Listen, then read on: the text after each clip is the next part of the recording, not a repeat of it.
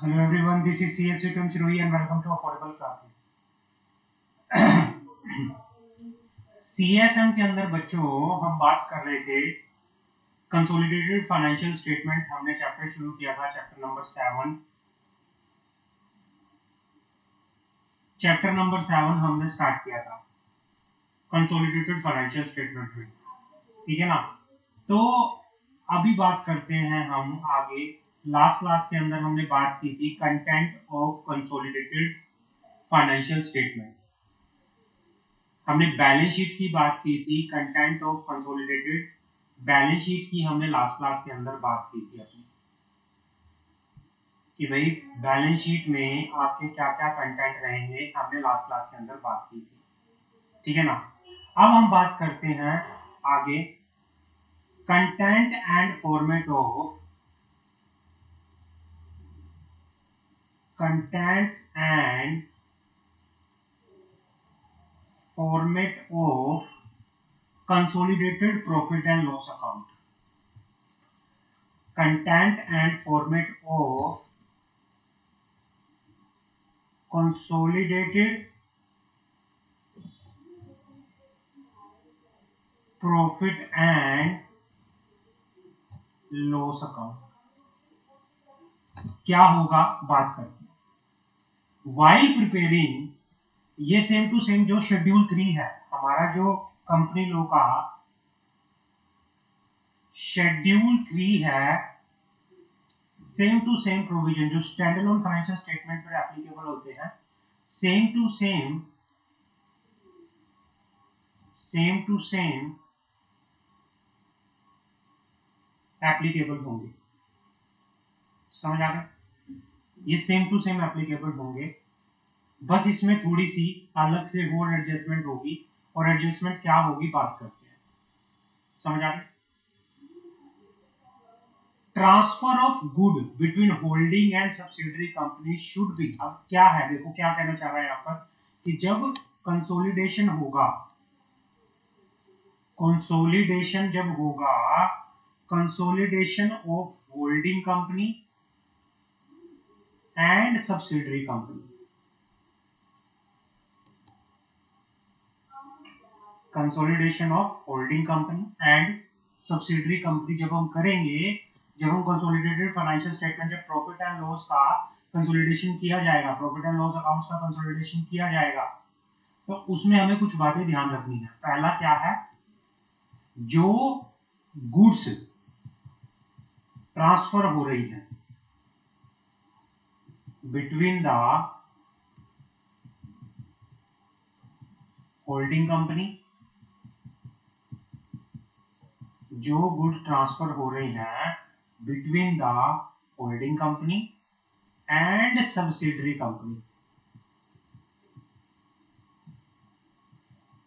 Good जो transfer हो रही हैं between the holding company and subsidiary company, उसको हम क्या करेंगे, एलिमिनेट करेंगे।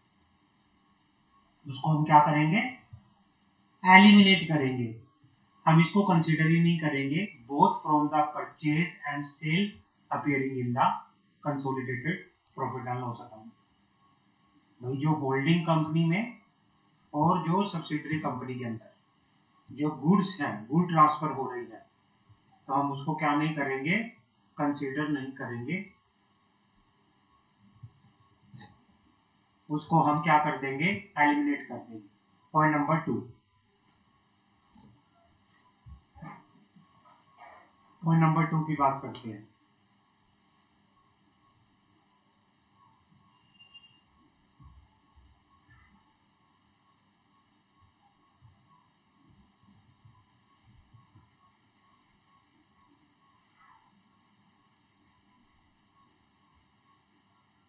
पहला तो जितना भी गुड्स ट्रांसफर हो रहा है, चाहे परचेज में हो रहा है, सेल में हो रहा है, जो भी consolidated profit and loss account में अपीयर हो रहा है, और होल्डिंग कंपनी और सब्सिडरी कंपनी में जो गुड्स आपस में जो ट्रांसफर हुई है, उसको हम एलिमिनेट करेंगे। कंसोलिडेटेड प्रॉफिट एंड लॉस के अंदर उनको हम ऐड नहीं करेंगे। दूसरा point, stock reserve for unrealised profit, stock reserve for unrealised profit in respect of intercompany transaction should be created by debiting consolidated profit and loss and crediting stock reserve account.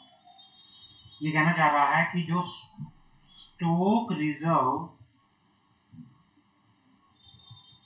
For unrealised profit, जो unrealised profit का stock reserve है in case of inter corporate transaction should be create bye stock reserve in case of inter corporate transaction, inter company transaction, उसको कैसे create किया जाएगा? उसको create किया जाएगा by debiting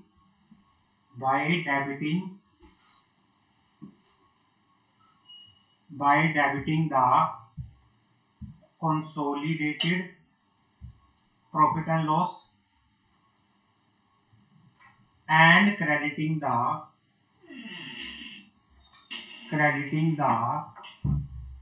stock reserve account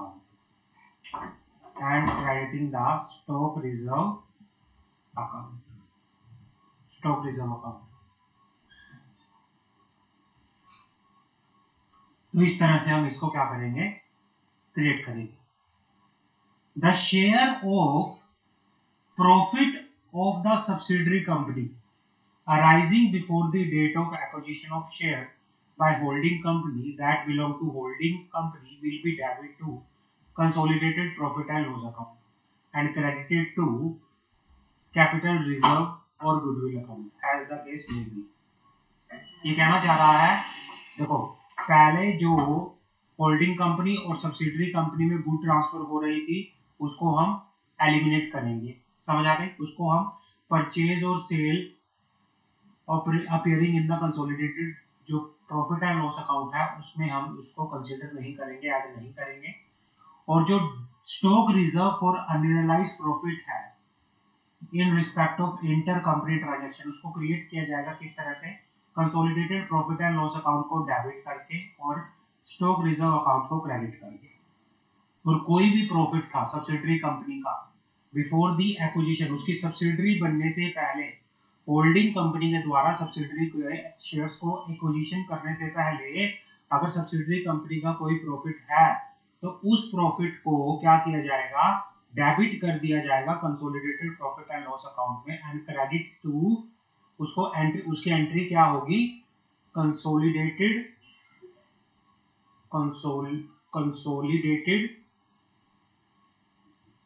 profit and loss account debit to capital reserve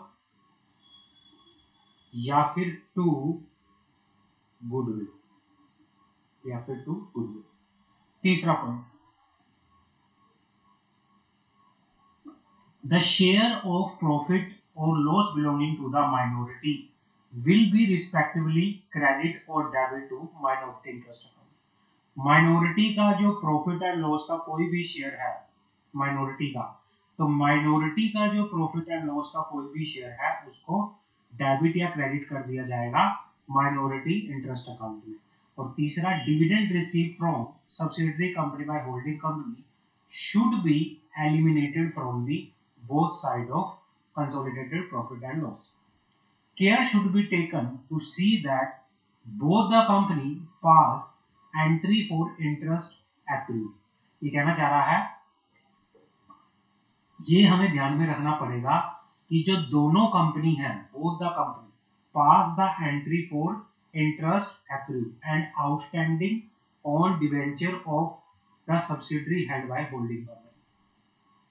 कि भाई अगर होल्डिंग कंपनी ने सब्सिडरी कंपनी में कोई डिवेंचर हेल्ड किया गया है तो उसके इंटरेस्ट एक्रूड के बारे में एंट्री जो है दोनों की दोनों कंपनी करके चलेंगी. The debenture interest should be eliminated from both the side of consolidated profit and loss to the extent to which relate to the debenture held by holding company. ये कहना चाह रहा है कि अगर पहला देखो यहाँ तक हमें क्या क्या चीजें याद करनी है. पहला पॉइंट ये कहना चाह रहा है, गुड्स अगर ट्रांसफर हो रही है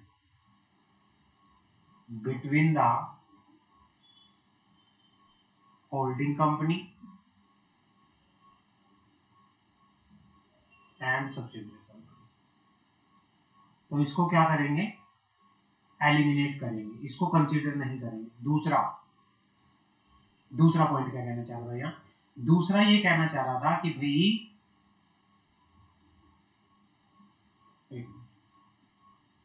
दूसरा पॉइंट ये कहना चाह रहा था कि जो कोई भी स्टॉक रिजर्व है अनरियलाइज्ड प्रॉफिट का, इंटर कंपनी ट्रांजैक्शन से रिलेटेड कोई भी अगर स्टॉक रिजर्व है तो उसको हम क्या करेंगे, उसको हम प्रॉपरली रिकॉर्ड करेंगे। किस तरह से, बाय कोई भी अगर स्टॉक रिजर्व है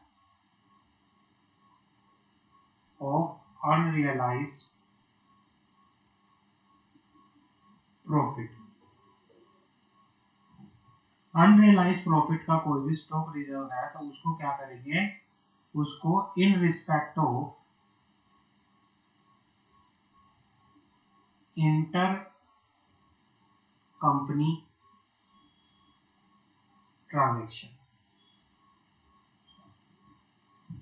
तो उसको क्या किया जाएगा, उसको किया जाएगा, उसमें हम डेबिट करेंगे, उसकी एंट्री करेंगे कंसोलिडेटेड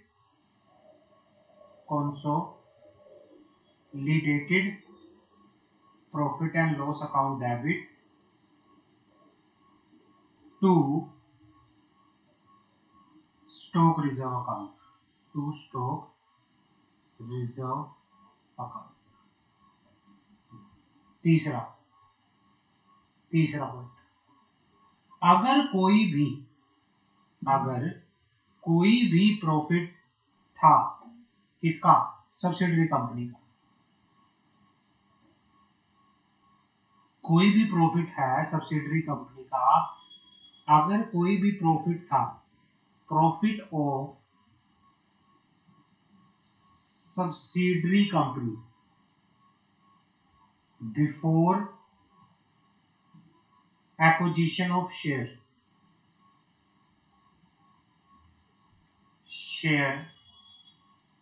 बाय होल्डिंग कंपनी, तो उस प्रॉफिट की एंट्री क्या होगी, उस प्रॉफिट की एंट्री होगी consolidated profit and loss account में। उसको किस तरह से दिखाया जाएगा, consolidated P&L account debit to capital reserve या फिर to goodwill. Point number 4, share of minority share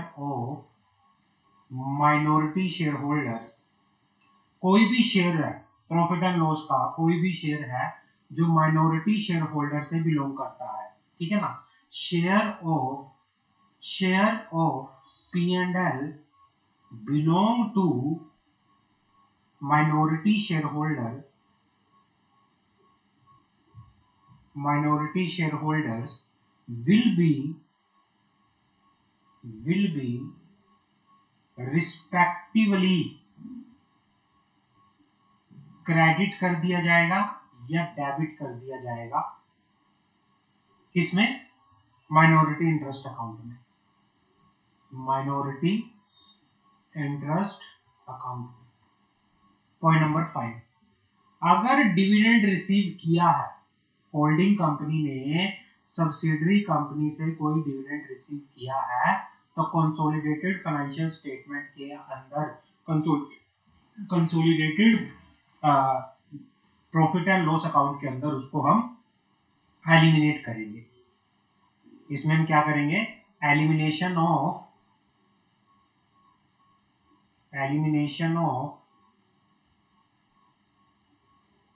dividend received by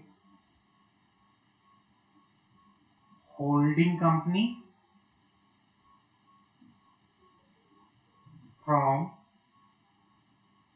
subsidiary company in consolidated financial statement।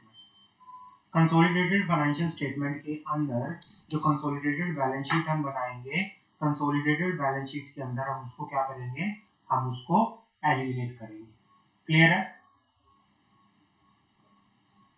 उसके बाद care should be taken to see that the company pass the entry for interest accrued and outstanding debenture of the subsidiary company held by holding company. कि भाई किसी subsidiary company के अंदर holding company ने अगर debenture held किए हुए हैं तो भाई उस टाइम जब कंसोलिडेटेड प्रॉफिट एंड लॉस बनेगा, दोनों साइड इंटरेस्ट, जो ये इंटरेस्ट की एंट्री है, इसको हम क्या करेंगे, the debenture interest should be eliminated, इसको हम एलिमिनेट करेंगे from both side of consolidated. ये भी इसमें डिबेंचर इंटरेस्ट भी नहीं आएगा। कौन सा डिबेंचर इंटरेस्ट नहीं आएगा? वो डिबेंचर जो होल्डिंग कंपनी ने सब्सिडरी कंपनी के अंदर होल्ड किए हुए हैं। क्लियर है? अगर होल्डिंग कंपनी सब्सिडरी कंपनी से कोई डिविडेंड लेती है, कंसोलिडेटेड प्रॉफिट एंड लॉस के अंदर उसको भी ऐड नहीं करेंगे। अगर होल्डिंग कंपनी ने सब्सिडरी कंपनी में कोई डिबेंचर होल्ड किया हुआ है तो उसके रिलेटेड इंटरेस्ट भी हम consolidated profit and loss account के अमाउंट के अंदर नहीं डालेंगे। क्लियर है? आगे बात करते हैं। If subsidiary company has passed entry for the proposed dividend and the holding company has taken credit for its share of dividend, the holding company's share should be eliminated from the both side of consolidated profit and loss account.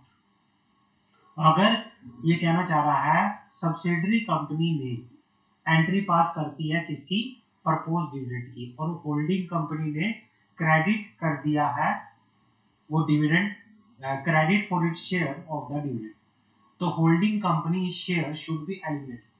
मतलब ये कहना चाह रहा है कि अगर कोई dividend propose किया और उसकी एंट्री सब्सिडरी कंपनी ने की और on the other hand holding company ने डिविडेंड को अपने अकाउंट में क्रेडिट कर दिया, तो उस सिचुएशन में क्या होगा, तो जो ये डिविडेंड का जो कंपनी के शेयर से रिलेटेड जितना भी एंट्री है ये कंसोलिडेटेड प्रॉफिट एंड लॉस के अंदर एलिमिनेट हो जाएगी। द नेसेसिटी, ये कहना चाह रहा है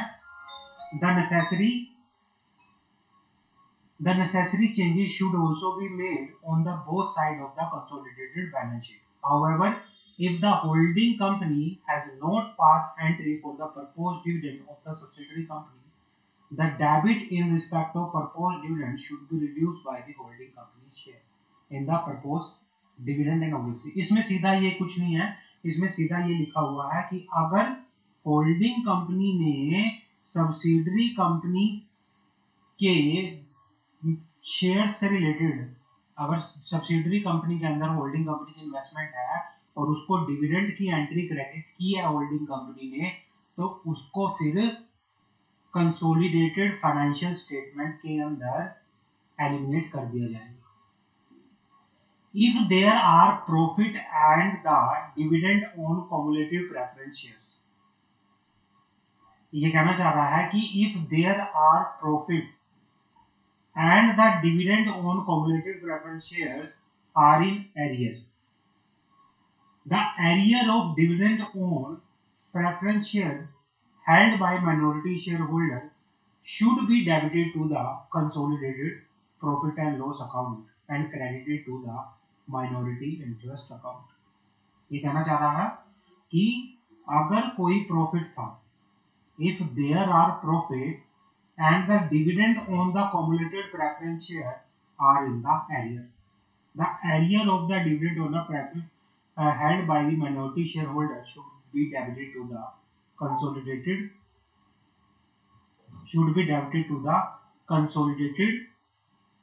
balance sheet, should be debited to the consolidated profit and loss account and credited to the minority interest account। कि अगर प्रेफरेंस शेयर का कोई डिविडेंड जो कि एरियर में था और जो कि माइनॉरिटी शेयर होल्डर से रिलेटेड है, तो हम क्या करेंगे, उस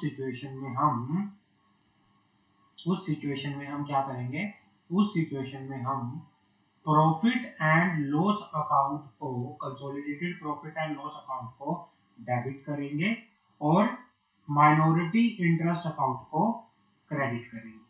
आगे बात करते हैं। If fix asset of the subsidiary company are revaluated, अगर कोई fix asset of subsidiary company revalued हुई है at the time of acquisition of share by the holding company without any alteration in the book value, excess और short depreciation should be adjusted by excess or short depreciation should be adjusted by debiting or crediting the consolidated profit and loss account and crediting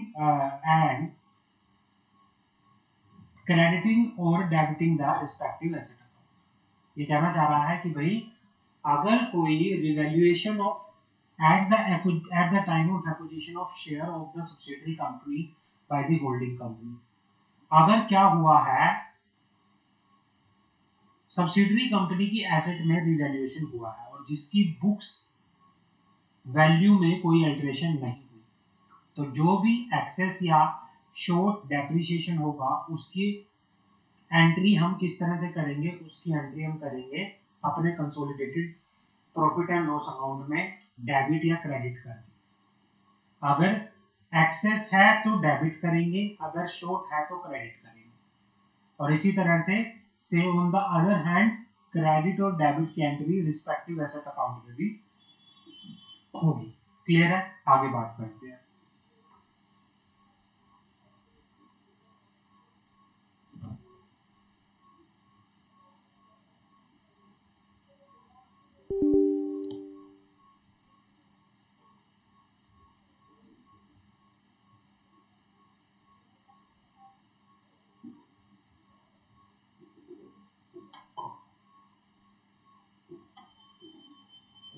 ये बड़े ध्यान से आपको चीजें समझनी है।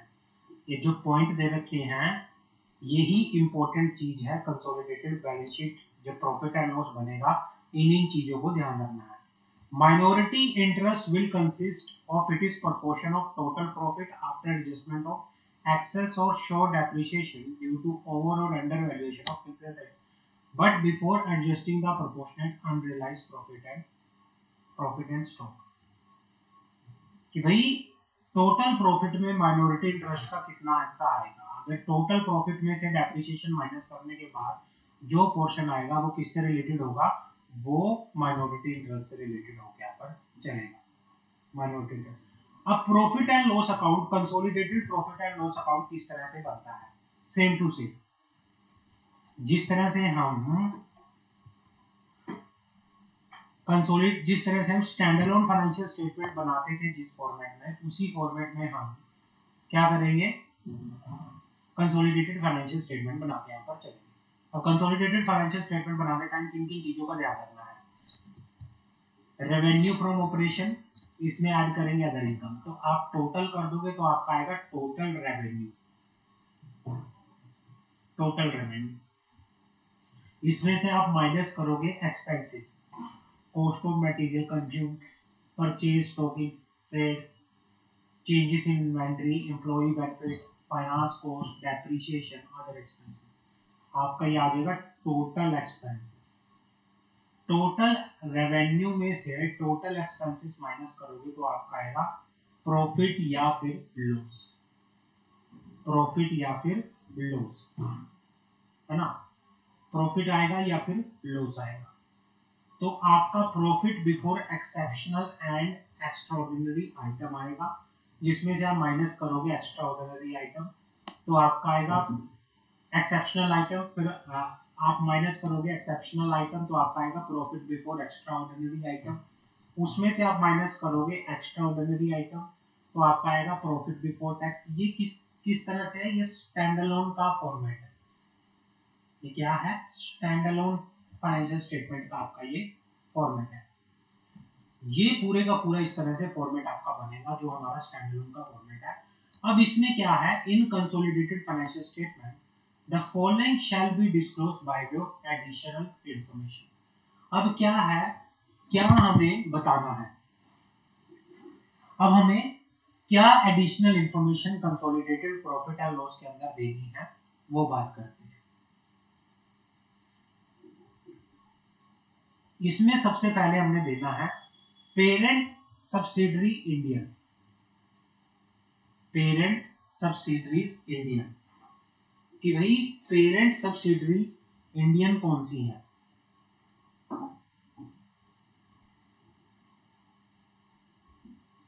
Net asset, total asset minus total active. Net asset हम दिखाएंगे परसेंटेज ऑफ कंसोलिडेटेड एसेट की भाई subsidiary Indian, foreign subsidiary, minority interest in all subsidiary associate. पहले आप इंडियन सब्सिडरी के बारे में बताओगे, उनका परसेंटेज कितना है कंसोलिडेटेड नेट एसेट के अंदर, फॉरेन सब्सिडरी का परसेंटेज कितना है, माइनॉरिटी इंटरेस्ट का परसेंटेज कितना है, अमाउंट बता दोगे कितना कितना इनका नेट एसेट है सारों का, share in the profit and loss account, consolidated profit and loss account में सब्सिडरी का कितना कितना परसेंटेज है, फॉरेन सब्सिडरी का कितना कितना परसेंटेज है, माइनॉरिटी इंटरेस्ट का कितना कितना परसेंटेज है, ये आपको बताना पड़ेगा। क्लियर है? आगे बात करते हैं। ये अलग से आपको इंफॉर्मेशन देनी है, बाकी कुछ नहीं है।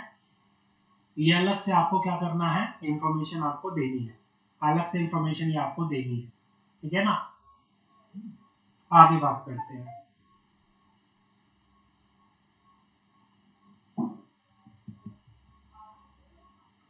उसके बाद investment has for equity method, equity method के अकॉर्डिंगली इन्वेस्टमेंट, इंडियन सब्सिडरी में इन्वेस्टमेंट क्या है, फॉरेन सब्सिडरी में इन्वेस्टमेंट क्या है, जॉइंट वेंचर के बारे में इक्विटी मेथड के अंदर की इंडियन जॉइंट वेंचर क्या है, इंडियन जॉइंट वेंचर की इंफॉर्मेशन देनी है, फॉरेन जॉइंट वेंचर की इंफॉर्मेशन देनी। तो ये इंफॉर्मेशन आपको देनी पड़ेगी। ये फॉर्मेट है। नेट एसेट कितना है, उनका नेट एसेट में परसेंटेज कितनी है, शेयर कितना है, पहले तो इंडियन सब्सिडरी, फिर फॉरेन सब्सिडरी, माइनॉरिटी इंटरेस्ट, उसके बाद आपका जॉइंट वेंचर के बारे में और आपका इक्विटी मेथड के बेसिस पे सब्सिडरीज के बारे में। क्लियर है? समझ आ गई? तो ये आपको profit and loss, consolidated profit and loss बनाते टाइम किन किन बातों का ध्यान रखना है। कंसोलिडेटेड प्रॉफिट एंड लॉस जब कंपनी बनाएगी तो इसमें आपको देखो बड़ा आराम आराम से कुछ बातें हैं जो आपको ध्यान रखनी है। गुड्स अगर ट्रांसफर हो रही है between the holding and subsidiary, holding and subsidiary में गुड ट्रांसफर हो रहे हैं तो consolidated profit and loss account के अंदर उसको क्या करोगे, एलिमिनेट करोगे। पहला पॉइंट तो ये था, है ना? दूसरा पॉइंट, कोई भी स्टॉक रिजर्व है, stock reserve of unrealised profit,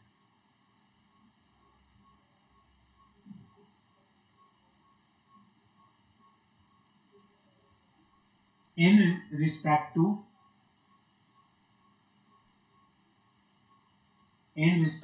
inter company transaction,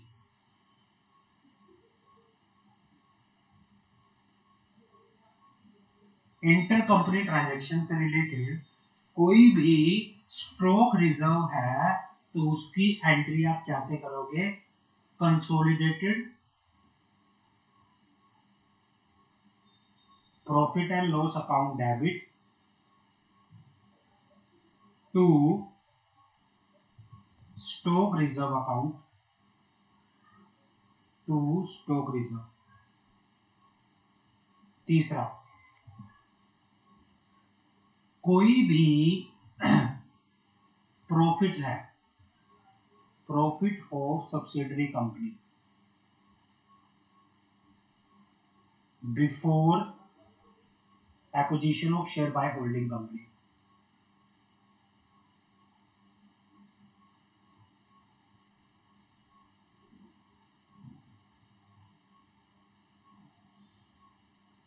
उसकी एंट्री आप करोगे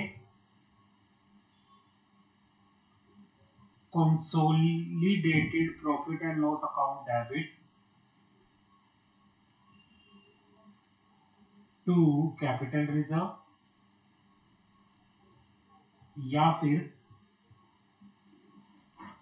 गुडविल या फिर गुडविल। आगे आ जाते हैं।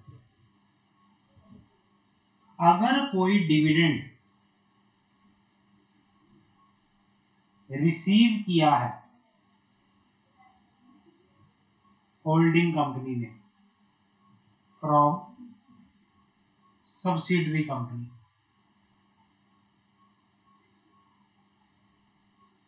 तो उस डिविडेंड को कंसोलिडेटेड प्रॉफिट एंड लॉस के अंदर एलिमिनेट करेंगे। ठीक है ना, उस डिविडेंड को प्रॉफिट एंड लॉस के अंदर एलिमिनेट करेंगे। अगर होल्डिंग कंपनी की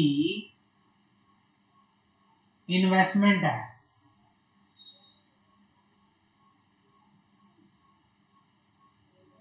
इन्वेस्टमेंट इन डिबेंचर ऑफ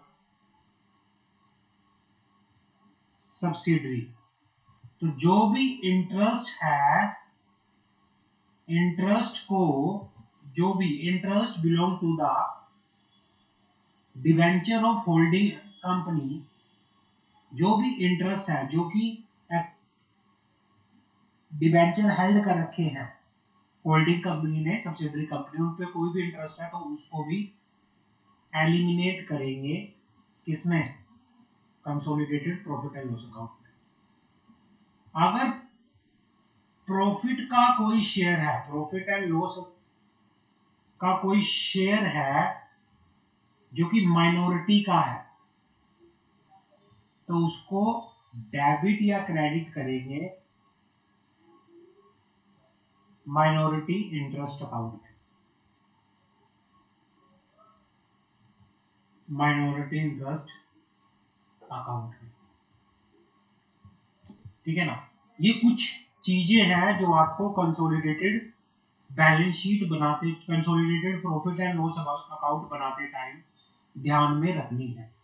इन चीजों की आपको ध्यान में रखना है। कुछ चीजें हैं जो कंसोलिडेटेड प्रॉफिट एंड लॉस बनाते टाइम आपको ध्यान में रखनी है। आगे बात करते हैं।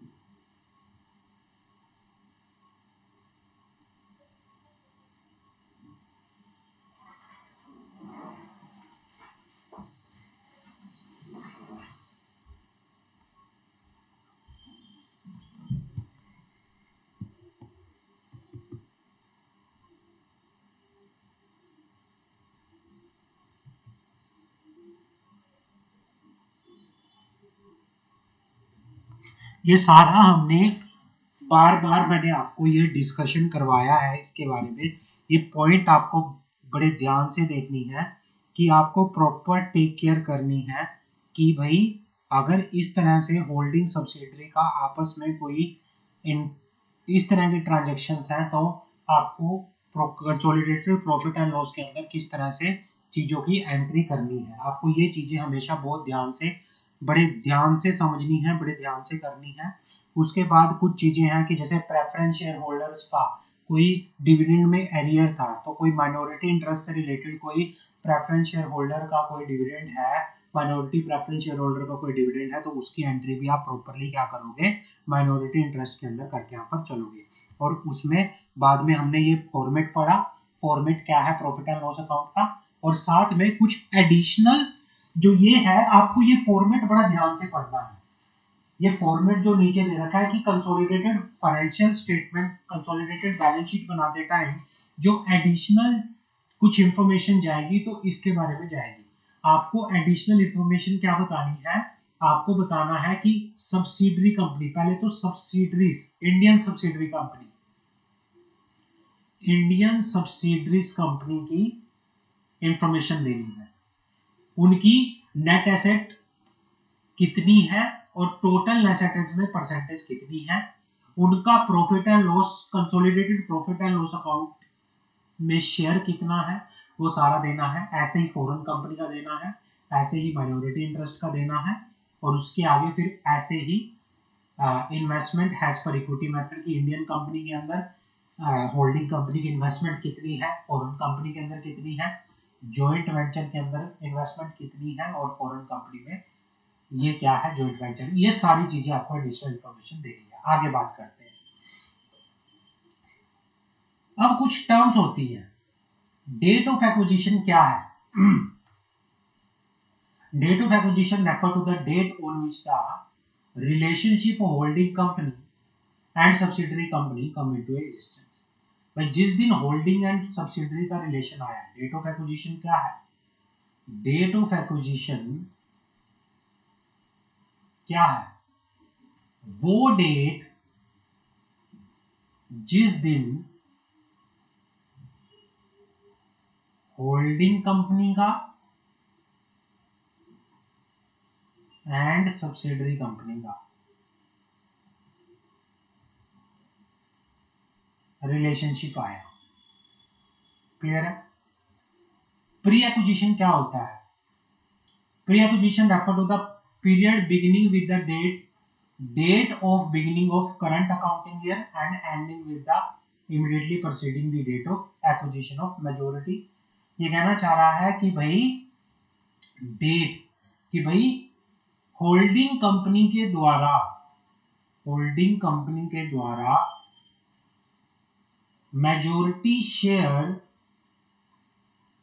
परचेज करने से पहले की डेट को प्री एक्विजिशन बोला जाता है। प्री एक्विजिशन क्या होता है कि भाई the date of beginning of current accounting period, मान लो ये अकाउंटिंग पीरियड है 1 अप्रैल 2022 से लेके 31 मार्च 2023। मान लो 1 अक्टूबर 2022 को ए लिमिटेड ने 60% शेयर होल्ड किए बी लिमिटेड के, ये वाले, ठीक है ना। अब इसमें प्री एक्विजिशन पीरियड क्या है? पीरियड यहां से लेके यहां तक का पीरियड क्या है? प्री एक्विजिशन पीरियड कहलाता है। क्या कहलाता है? प्री एक्विजिशन पीरियड कहलाता है। पोस्ट एक्विजिशन पीरियड क्या होता है? भाई एक्विजिशन करने के बाद का period, the post acquisition period refer to the period beginning with the date of acquisition of majority। मतलब जिस दिन, हमारे एग्जांपल में 1 अक्टूबर को मेजॉरिटी शेयर होल्ड किए, तो इस डेट से जो पीरियड स्टार्ट होता है वो होता है पोस्ट एक्विजिशन पीरियड। क्लियर है? आगे बढ़ते हैं।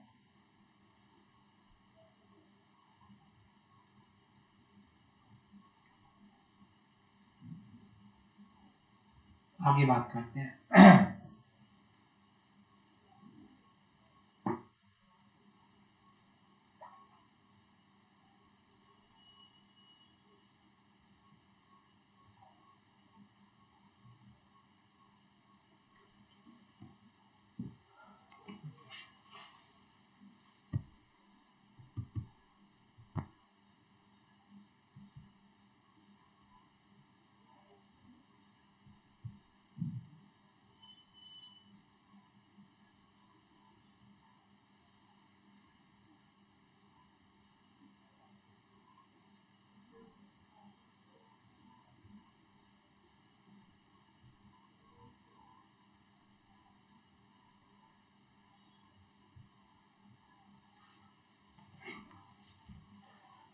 ये सारा pre acquisition period, post acquisition period, ये सारा थ्योरी है, इसको आप एक बार पढ़ना अच्छे से।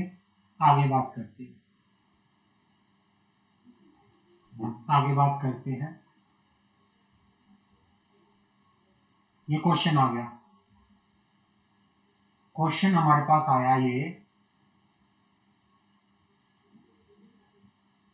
Pre acquisition profit and reserve.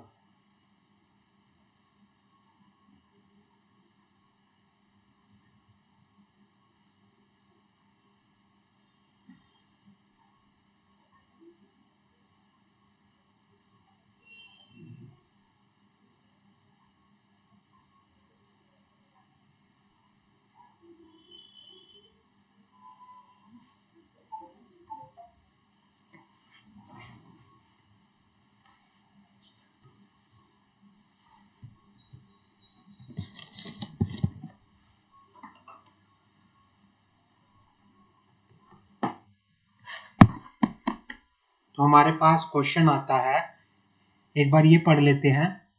Summary of pre acquisition and post acquisition. क्या होती है प्री एक्विजिशन समरी एंड क्या होती है पोस्ट एक्विजिशन समरी। अब पहले बात करते हैं pre acquisition profit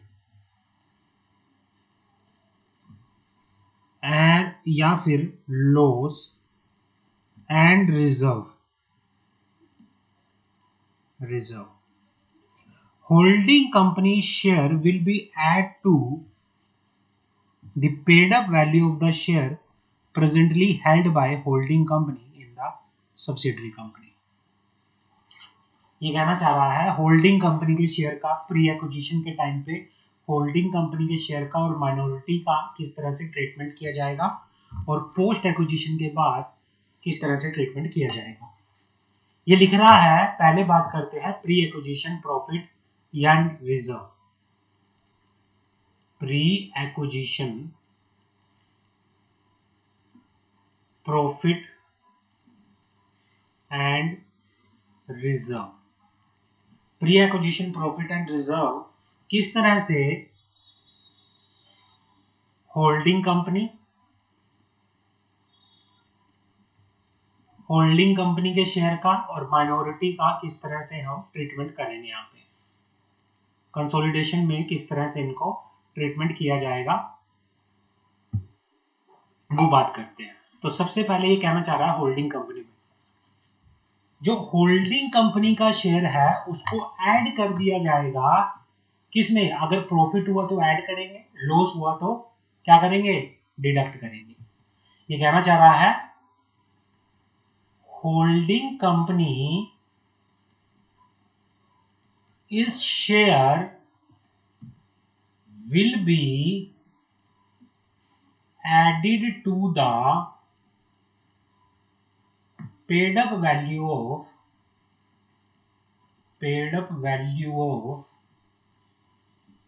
share presently held by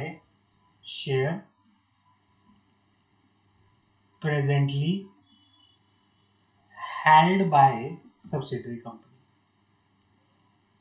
ये कहना चाह रहा है कि पोस्ट एक्विजिशन का मतलब, प्री एक्विजिशन क्या होता है, प्री एक्विजिशन का मतलब होता है कोई भी शेयर मेजोरिटी, मतलब होल्डिंग कंपनी ने मेजोरिटी जो शेयर होल्ड करने से पहले अगर होल्डिंग कंपनी का कोई भी शेयर था सब्सिडरी कंपनी में तो उसका ट्रीटमेंट किस तरह से होगा कि होल्डिंग कंपनी के शेयर को ऐड कर दिया जाएगा, अगर प्रॉफिट हुआ या लॉस हुआ तो डिडक्ट कर दिया जाएगा किसमें से, paid up value of the share presently held by holding company in the subsidiary company, so has to calculate the holding company share in the net asset of the subsidiary company. Clear है, paid up value में add कर दिया जाएगा या deduct कर दिया जाएगा the paid up value of the share presently held by holding company in the subsidiary company। और minority में क्या होगा, the share of the minority will be added to the paid up value of the share presently held by minority in the subsidiary company, so has to calculate the minority interest। अब ये कहना चाह रहा है post acquisition profit and loss, holding company share in the profit of the subsidiary will be added or in case of loss deduct from the profit and loss account of the holding company। जो holding company का share है उसको add या deduct किया जाएगा किसमें से, profit and loss account of the holding company. Holding company share reserve shall be add to the reserve of the holding company. अब पोस्ट एक्विजिशन में क्या होगा फिर, अगर एक बार सब्सिडरी बन गई तो सब्सिडरी बनने के बाद अगर पोस्ट एक्विजिशन हो गया फिर होल्डिंग कंपनी के शेयर का ट्रीटमेंट क्या होगा। जो होल्डिंग कंपनी का शेयर है प्रॉफिट के अंदर, holding company is share in the profit will be add, अगर लॉस हुआ तो डिडक्ट कर देंगे, will be add in the profit and loss account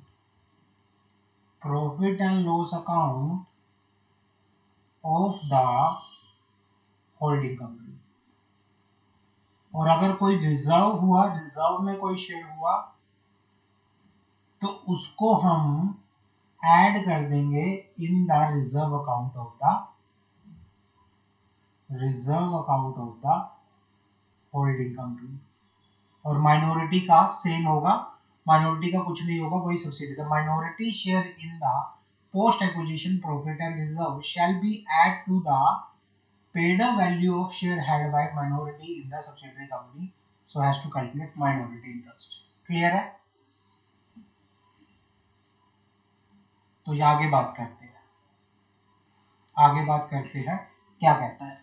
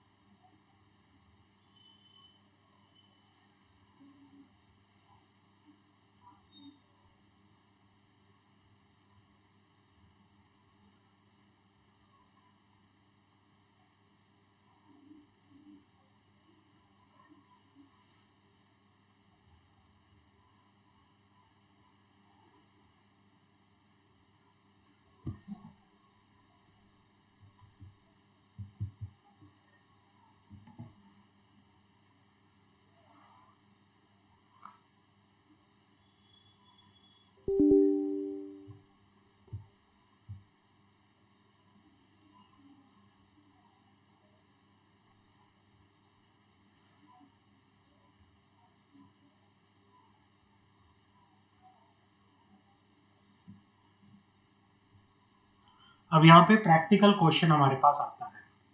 सबसे पहले ये प्री एक्विजिशन मॉडल की बात करता है, pre acquisition profit and loss का ट्रीटमेंट किस तरह से करेंगे।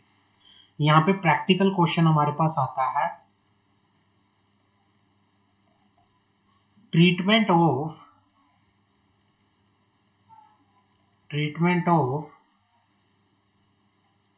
pre-acquisition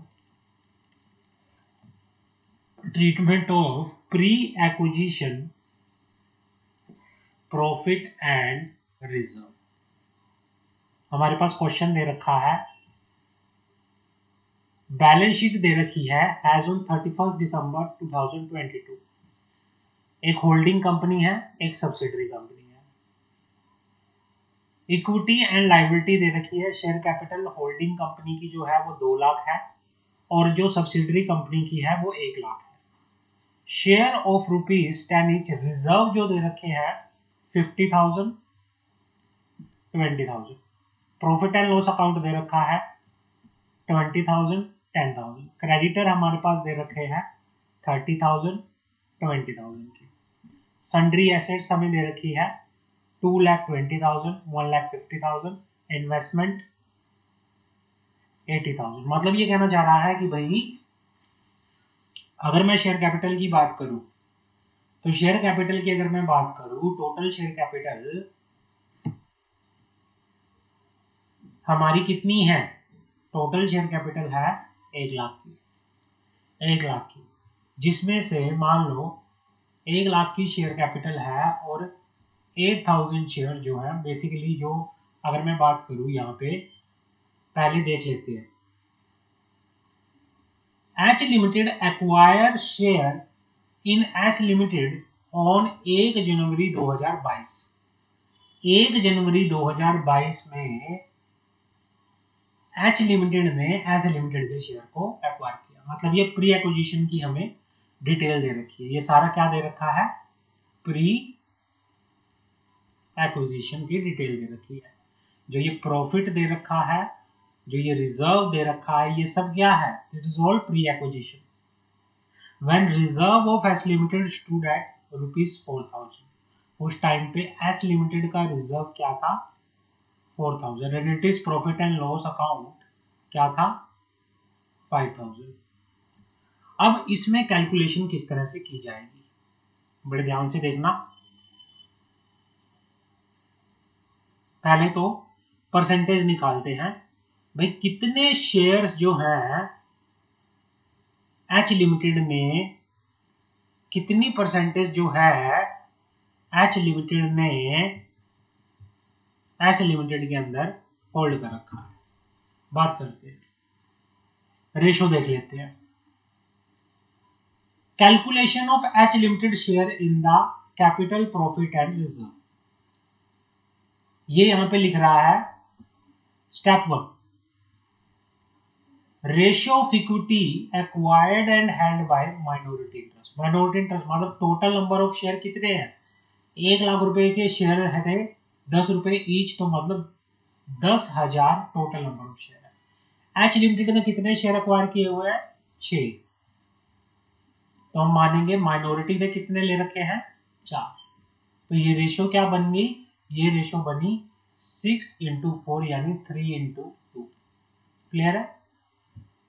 अब share in pre acquisition profit, share in pre acquisition profit. Pre acquisition profit में होल्डिंग कंपनी का शेयर कितना है? 5,000 प्रॉफिट एंड लॉस अकाउंट था, मतलब 3,000 ये हो गया, और प्री एक्विजिशन रिजर्व में ये हो गया। Total amount to be transfer to capital reserve और to be adjusted against goodwill 5,400। तो ये जो है प्री एक्विजिशन प्रॉफिट जो है, ये होल्डिंग कंपनी, मतलब इसने क्या कहा था कि जो भाई होल्डिंग कंपनी के जो शेयर है वो सब्सिडरी कंपनी के प्रॉफिट एंड लॉस अकाउंट्स के अंदर एडजस्ट किया जाएगा और पेड अप वैल्यू के अंदर उसको क्या किया जाएगा? To be add in the paid up value of the profit and loss account of the subsidiary company, और या रिजर्व है तो उसका भी अलग से ट्रीटमेंट किया जाएगा। तो इस तरह से इन्होंने दिखाया कि total amount to be transfer to the capital reserve 5,400। आगे बात करते हैं।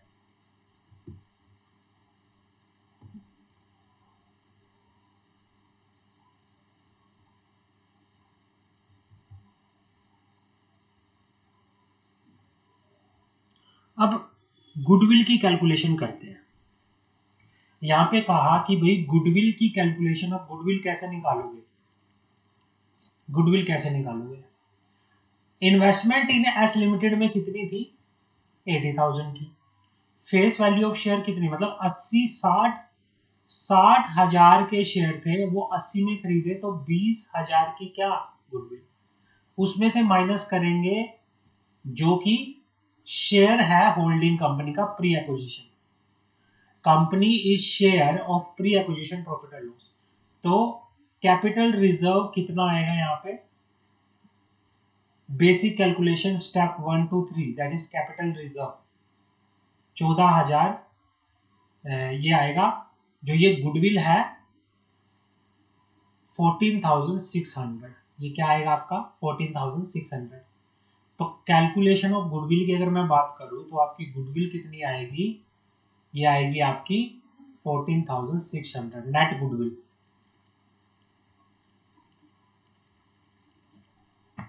Calculation of H limited share in the revenue profit and loss. Balance in the reserve कितना है? 20,000। बैलेंस इन द रिजर्व, हमारे क्वेश्चन के अंदर हमें रिजर्व दिया हुआ था। हमें क्वेश्चन देखो, रिजर्व देखो बड़े ध्यान से, ये रिजर्व दिया हुआ है, बैलेंस इन द रिजर्व। अब रिजर्व के अंदर हमें ये देखना है होल्डिंग कंपनी का कितना क्या है शेयर है। Calculation of H limited share in the revenue, मतलब बैलेंस इन द रिजर्व कितना था, प्री एक्विजिशन रिजर्व कितना था 4,000, इसको क्या कर देंगे लेस कर देंगे। पोस्ट एक्विजिशन रिजर्व आ गया 16,000। अब इसकी कितने परसेंटेज है 3/5 करके 9600। सेम वैसी तरह से ही प्रॉफिट एंड लॉस अकाउंट इतना था, प्रॉफिट एंड लॉस उनका दे रखा था, प्री एक्विजिशन प्रॉफिट इतना था, और उसके बाद इसको भी अकॉर्डिंगली इस तरह से दिखाएंगे। माइनॉरिटी इंटरेस्ट हम निकाल लेंगे, तो ये सारा हम इस तरह से कैलकुलेट करेंगे। सेम चीज हमारी किस में होगी, सेम चीज हमारी consolidated balance sheet of H limited and it's subsidiary company.